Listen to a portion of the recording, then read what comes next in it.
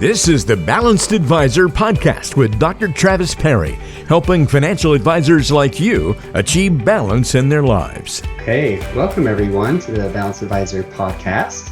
Today I have a wonderful guest, Stephanie Roberts. She is the owner of Humans Being Resources. She's an experienced recruiter and business owner that focuses on recruiting with financial advisors to help with their hiring needs.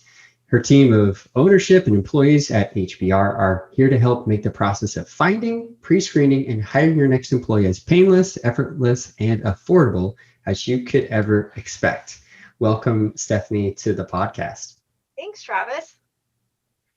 We had an awesome chat before and a fun little few minutes here right before the podcast to get things up and going. So we've spent some time together.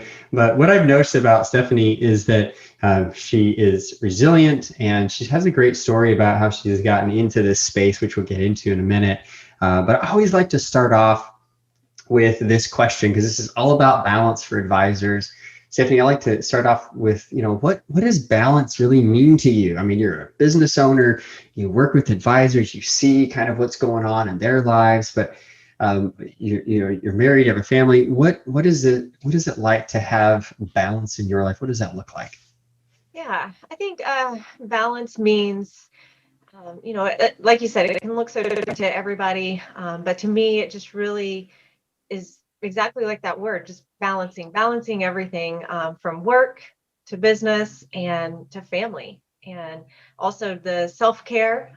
So, time you invest in yourself, but really just scheduling it out and making time for family and work and personal. And while it takes many kind of balls up in the air at times, just having that consistency. Yeah, I love that. It's true. Like it's that scheduling, right? It is taking care of yourself and making time for those things. Really appreciate that. So let's talk about a little bit kind of your story of how you got to where you're at. And I think this will help us kind of understand how you help the industry, but also how you're a part of the industry. How did you get to doing recruiting for financial advisors? Yeah. So I started in recruiting many years ago. My mom was an HR director, so I always give her a lot of credit. I think just kind of growing up in that environment and, hearing her stories played a role in it. But definitely I started in staffing, started with, a lot of temp hiring, did a lot of direct hire.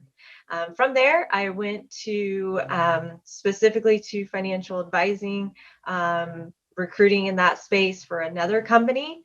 And then after having my younger son, just having a lot of conversations with my husband, we decided, hey, let's start our own recruiting firm. So he comes from more of the operational management side, has run a lot of successful automotive practices in the service department, and has had to hire his own employees and such. So really just working together with our, going off each other's strengths and weaknesses is really what put it together. And just staying within the financial services space due to, my network and kind of just learning how these advisors' offices are, just was our niche and where we wanted to stay.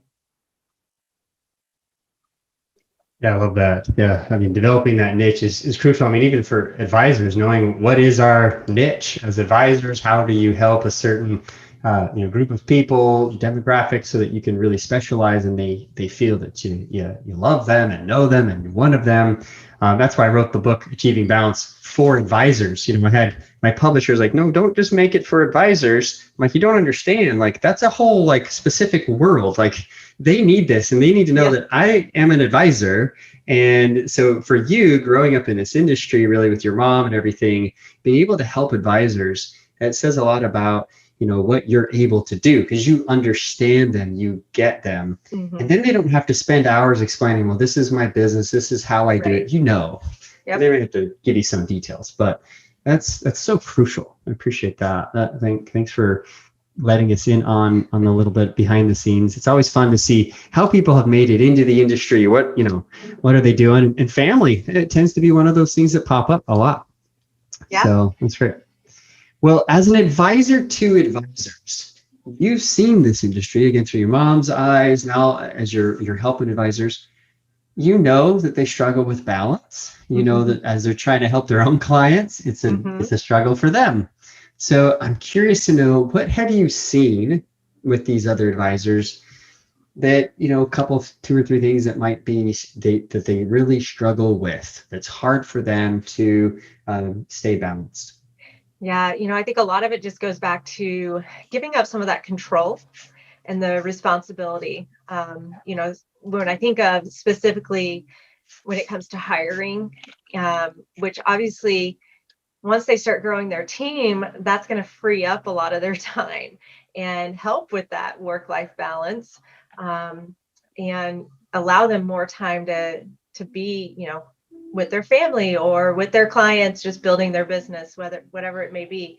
But definitely, I think the problem is just giving up the control and just releasing some of those tasks. I think that's just with a lot of the advisors we work with are, more independent and the smaller firms. So when you're thinking of small businesses, I think it's always kind of hard to release those responsibilities and trust other people that they're going to be able to do it, without the hand holding. Yeah, we talk a lot about on the show, actually. It always seems to come up to control and delegation or some form of that. So, you really are involved directly in helping advisors let go of control. Right. What works? What is helpful? What do you find as a recruiter, for their recruit, to help them? What is the kind of some keys to making sure that they can let go of it? Is that an internal thing? Is that a personality quirk? Is that an industry thing? Is there things we need to change about the industry and completely? Like, I'll let you handle that. I wouldn't say it's an industry specific. I think it's just finding that right, um, candidate, potential employee, making sure that you're going to mesh well so that you can trust them, and just know that they're going to be able to get the work done, and ultimately know what the end game is, and know that that's freeing your time up, and helping your business grow. So I think it just comes down to a little bit of personality, and but that's where we do personality assessments with some of our packages. So when we're doing the hiring process, we can even do it on the advisor or their current team, and then compare that to the potential candidates as well. So I think it's really just lining up those personalities and, them getting to know their candidate or employees. This opens a can of worms, and I like it. It's fun. I like to go deep on some of these because personalities. Whew. So in my master's degree in psychology, we examined a lot of different personalities, and I can honestly tell you, I've taken about 1,000 personality tests.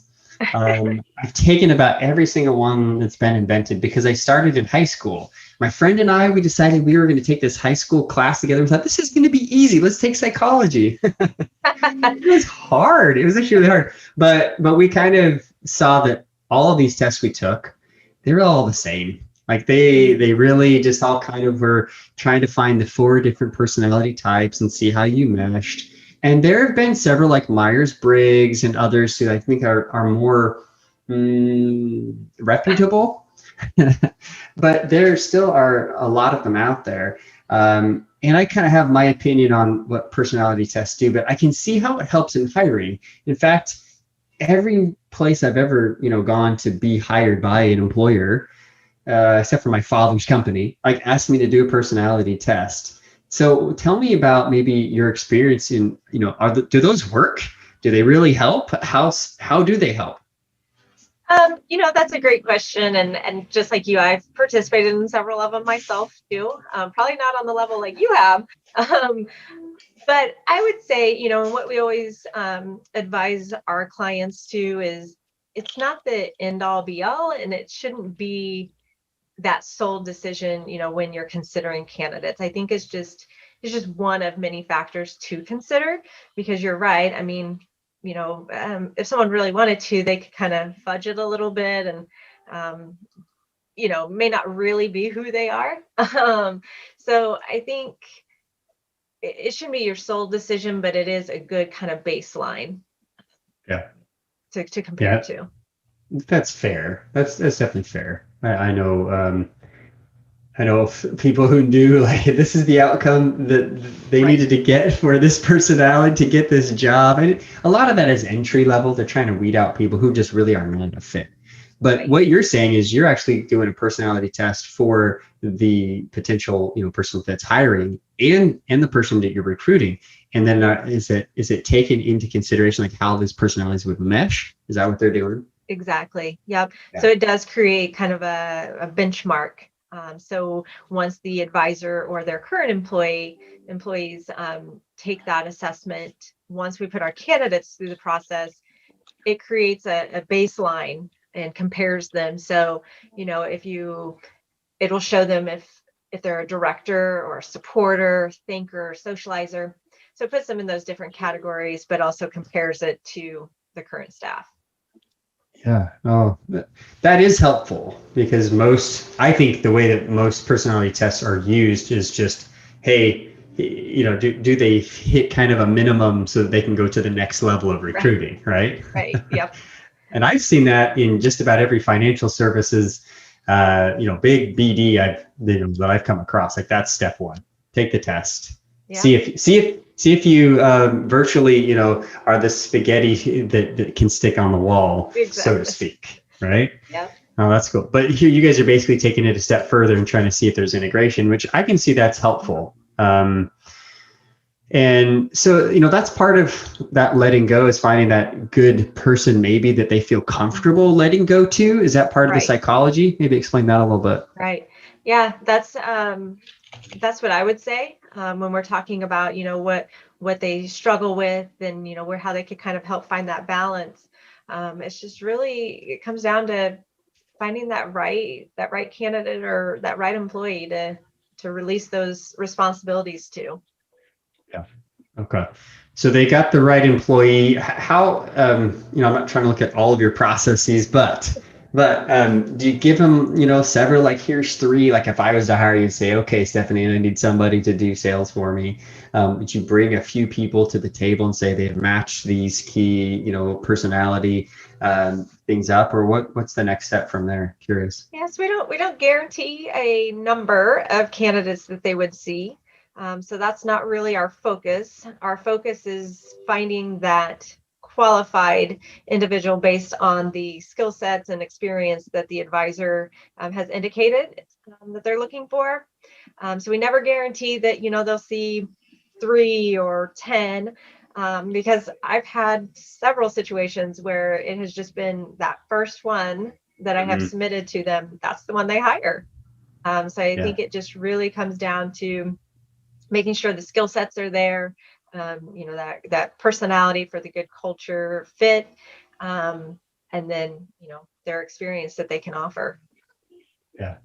I can totally see how that would help with letting go of the control when they feel comfortable. Because that's what I hear a lot from advisors, from others, like, I'm afraid to let go. Well, why are you afraid to let go? And maybe it is because of who they're giving the task to. They're not going to do it as good as me, right? Exactly. Not going to I've been doing this for 20 years and it's so hard to let this go. It's a $7 an hour activity, Mr. Multimillionaire. Exactly. It's like, I can't. Yes. And that's exactly what we tell them, even when it comes to the hiring process. their time is valuable. Their time is worth way more than, investing it in that trying to do the hiring yourself. Yes. We've heard it so many times when advisors call us. I've tried this by myself and it's just not successful. I'm finding the wrong people. I'm hiring the wrong people. That's because you're a financial advisor. You're not a recruiter. Right. And we focus on recruiting. I would never try to give financial advice. I'm a recruiter. That's what we specialize in. So you just gotta know what your value is worth and your time is worth. Exactly. Like you said, going back to that balance in their office, knowing that they should have an administrative assistant scheduling their appointments. They don't need to schedule their own appointments.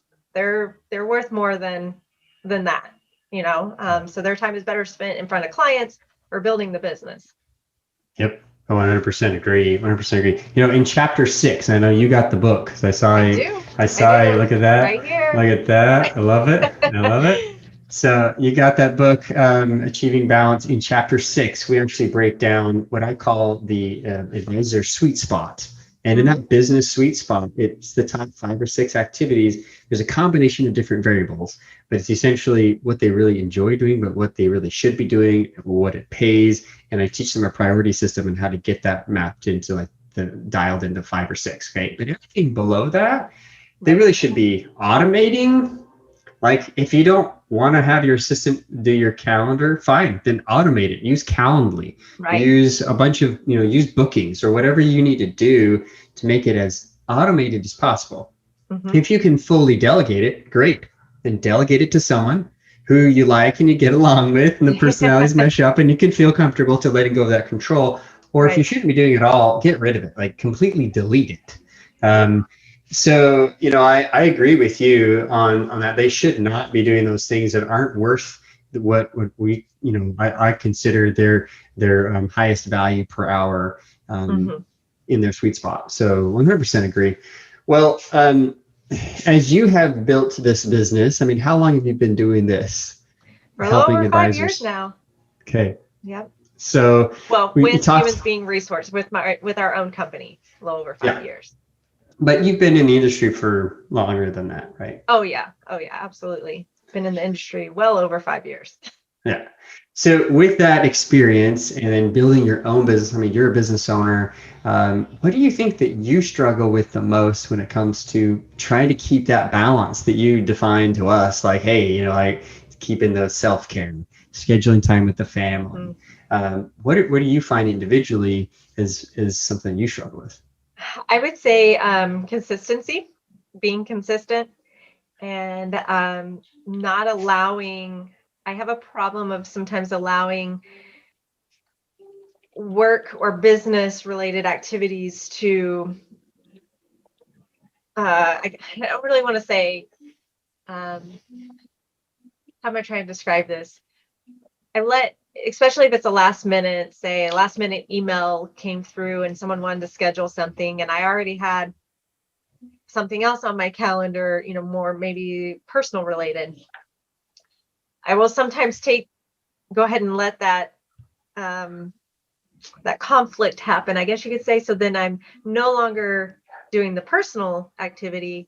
I've now let the business activity, you see where I'm going with it. So it's just the consistency and not letting things kind of intrude on what I already had scheduled. Yeah. So you try to be proactive. I can tell like you're wanting to be there with your family, you're wanting to spend time with them. But it's those things that creep in, the little creepers. Yeah. And so they creep in and they're important to the business. And then you're struck with, I've previously decided that I was going to do this with my family, but now this has come up and this is really important. Right. So then you have some internal conflict. Yep, absolutely. It happens too. I someone had asked me this not that long ago on another podcast that I had done. How I unplug, and we're talking about my husband and I love to travel, and I always suggest that when you unplug, you really need to unplug. But I have a very hard time doing that too. When I'm on vacation, I still check my emails and won't respond to emails, and so I'm still trying to find that balance for me. And knowing that when it's unplug, it's time to unplug. I have a client who, like, very first time we talked, I asked him, "What's balance to you?" And you know what he said? He said, "Balance to me is not answering my phone on vacation." Yeah. And he found that he went out of the country, and he actually didn't even take his phone. Wow. He was concerned about security risk in this specific country, and so he just purchased like one of those flip phones in case to make personal calls. And he said it was the best vacation ever. And he's like, I want to make that consistent, kind of what you were saying. Yeah. Since we've been working together, he's been actually one of the biggest voices. He's on the back of the book. It's Raul, and it's his story. You can find that on Oh, wow. travisperry.com. Go to the coaching tab. You can read, listen to his story. I've interviewed him. And he talks about that. He talks about how it's a struggle to not bring the laptop, not bring the phone. Mhm. But he's been on several vacations since we've worked together, and he doesn't do it anymore. And he's like, Wow. this is a night and day difference. It's changed everything. So you're not the only one. And I think having, as you're helping others find their balance by offloading the recruiting task and helping advisors, it's, you feel that pull too, just like they feel the pull to their clients. Mhm. In I think chapter 7, we talk more about boundaries. Time management's good, right? Calendaring is good, but you got to be able to say, okay, this is my boundary. This is when I need to stop. And that's the consistency factor. What do you think has worked best for you when you have been consistent? Like, what have you noticed happens maybe psychologically or behaviorally that you've tuned into? Like, oh yeah, I'm good at having boundaries when I do fill in the blank. Yeah. I would say, when I really can stay in my lane and stay consistent, um, I think you feel like you've accomplished more throughout the day. And then, obviously, when you're giving time back to yourself and prioritizing your personal time and even that self-care, that just overall just re-energizes you and keeps you moving. Yeah. And it's so interesting because I just had on Monday, I did a LinkedIn live with Stephen Ginnup, and she does health and wellness for financial advisors specifically. And that's exactly what we talked about the entire time was advisors don't take time to work out and eat right. And obviously you do. So that's great. What would you say would be a tip for them? Something to say, okay, this is what works for me. This is how you can make time for yourself. I think you got to put it in the calendar. But like I said, you can't let something else uh, conflict with when you get that, like I was saying, when you get that email that comes through, nope, sorry, I got this time scheduled for myself because it's important, for your business as well, that you're having that time for yourself, whether it's even just go outside for, a 10-minute walk, just kind of step away for a little bit and re-energize yourself. Nice. So I think just putting it in the calendar and letting your team know that that's your time. You're going to unplug for a minute and take a break. Mm-hmm. Yeah, crucial. You put it on your calendar and your team has to let you do it as well. Yeah. Hence that good personality match, right?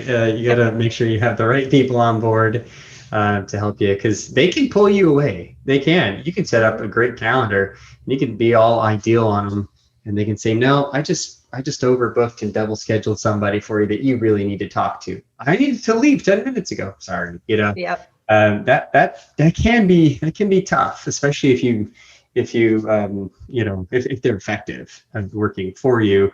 And I've seen this happen a lot where advisors start to make the change, but their culture doesn't inside the company. Yeah. And the culture doesn't really change until everybody gets on the same, boat and they start getting trained together.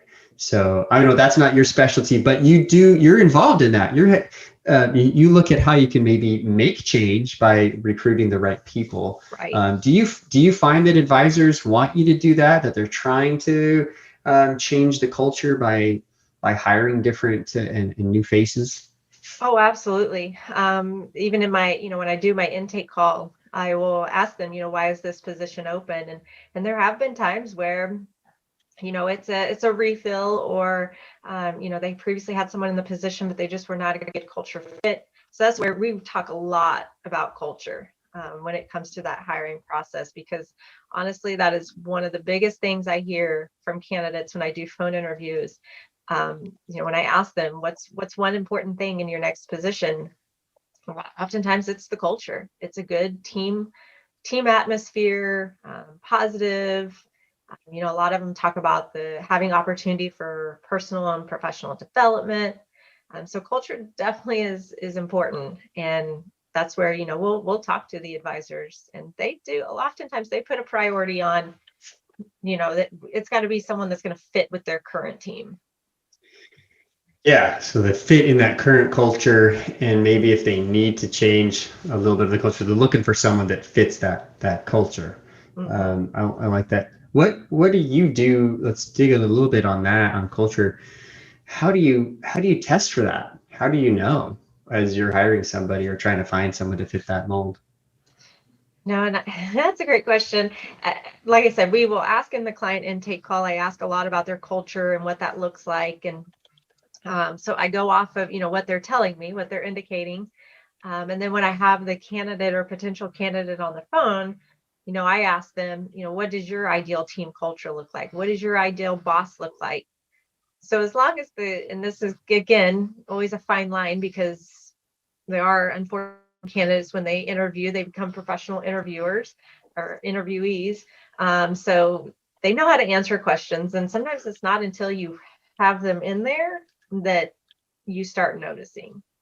But I think as long as you're just asking questions and really trying to nail it down, you can prevent a lot of that.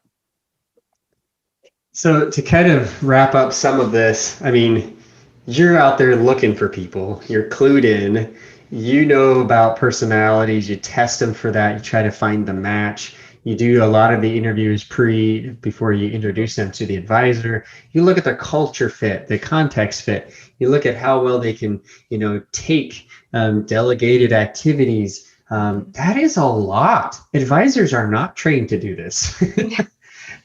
Oftentimes they hire fast, Yeah. do the whole hire fast, fire slow. Mm-hmm. um, Mm-hmm. so yeah. Oftentimes it's, we hear the story. I hired my friend's, Yep. son or daughter, or my neighbor, whatever the case may be, because they want to fill it fast. They're trying to just fill that so-called pothole. But all they're doing is putting a little Band-Aid on it, and eventually it gets ripped off. So I think it's Yeah. really important to have a process in place when it comes to hiring. And that Band-Aid being ripped off, that costs time. Like that is a time suck. Yes. I a lot of my clients are business owners. They own their firm, and if not, they're employed probably by that business owner because we're trying to change the whole culture of the Mhm. company, of the whole firm. But yeah, I hear this a lot. I hired somebody that I knew, my brother's sister, and you didn't want to spend the money. You didn't want to Mhm. take the time that was needed, and you did it all yourself, didn't you? Yeah, even the hiring process they control and they try Yeah. to monitor. And it's not really until I help them figure out, like, no, this is not part of your top tier, like your Right. sweet spot that you should be doing. You should be outsourcing the majority of that. So even if they hired you or someone like you to do a lot of the initial, and you did 90% of the work, that still gives them that last 10 or 5 to 10% where they can say yes or no to that individual, right? They still Yep. do have that last word, Yep. but you saved them hours and a Yep. ton of stress. I can feel it. You're absolutely correct. And we did a webinar on that one time, talking about the time investment piece when Very it comes cool. to hiring. And we tell our clients all the time, our process is our product, and we have a very streamlined process in place, depending on which package they go with. And again, it goes back to how much time do they want to be involved in that hiring process. So our goal, especially if they go with the elite package, our goal is to save them as much time as possible so they can be in front of their clients and working on their business. Love it. Love it. I mean, this is why we're talking today. This is Mhm. all about advisors. If you want somebody, definitely get somebody hired. I know some firms, because they're so big and they do focus on recruiting, especially the insurance focused firms. They a lot of times have the in-house people, and they have a paid person who's doing the recruiting. That's a totally different story. But most advisors that are using you, they're probably not doing recruiting every month. They're probably doing this once in a while, right? And so they're Right. not adept at this.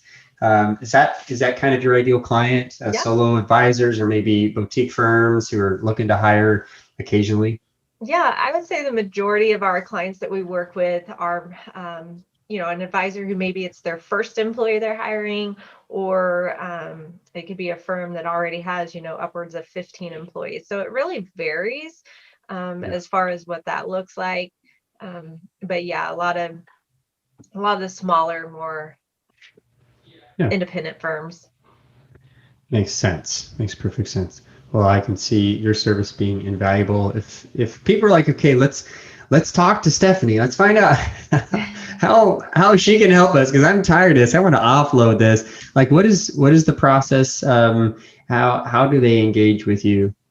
Yeah, so it's really simple. We're actually very transparent and upfront, so they can visit our website. We actually have all the details out there as far as our different packages and the options. So our website is www.my1hire.com.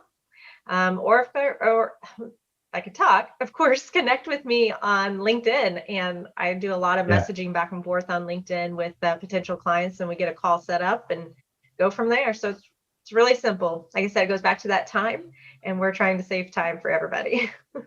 Yeah, absolutely. Saving time. When we talked about this before, I also noticed something. You have a flat fee, right? You have an option to do flat fees, which, versus a percentage of what you're going to hire that person on, which is, is that industry standard to do the flat fee, or is it industry standard to do the other way around, the percentage? I've found with recruiting in general, oftentimes the average is percentage of salary. And I've found, based on my research and, experience doing this, usually that ranges anywhere from 20 to 25% of first year salary. So I'm sure anybody can do the math and figure out on average, if you're hiring, an admin assistant that's, 50,000, you could easily pay $10,000 if you're going to do a percentage of salary. Whereas, as you see, our packages are, even our highest package is not even close to that. So yeah, we're about trying to do what's most cost effective for these advisors and the time portion. Yeah, absolutely. They're always looking for ROI, right? Advisors, obviously, you're helping your clients get the best return on investment, but your best return on investment of your time is what you can be delegating and not being involved in. Let go of that control. I think this has been a great discussion. It's taken it in a different direction. I always love doing these podcasts. I never know where we're going to go. Same questions with almost every person I bring on as a guest. But fascinating, the world that you're involved in here, really helping humans, being resources, which is all what you're about. I love it. Any last thing that you would tell the audience, maybe one or two things you would say to get started on how should they know if they should involve you in that process? What's an indicator like, I shouldn't do this myself, or I should? Is there something that you would tell them there? And we always welcome even just calls like that, even if they're not ready to move forward, just call and engage with us, and we will kind of consult you in what that would look like. But definitely, I think, if they've tried it on their own and that employee just didn't stick very long, definitely give us a call. Or if they're in that major growth phase right now and they just don't have the time to invest in it, give us a call. Like I said, it just goes back to their expertise is financial advising, not recruiting. We know where to find the qualified candidates. We know how to find them. That's one thing that, I'm really great at. I don't just throw a job out there on a job board. We all can do that. So I really make sure to take the time and source candidates and really hone in on experience and skills and all of that. So I think, as we tell all of our clients, focus on your, financial advising. Let us focus on the hiring.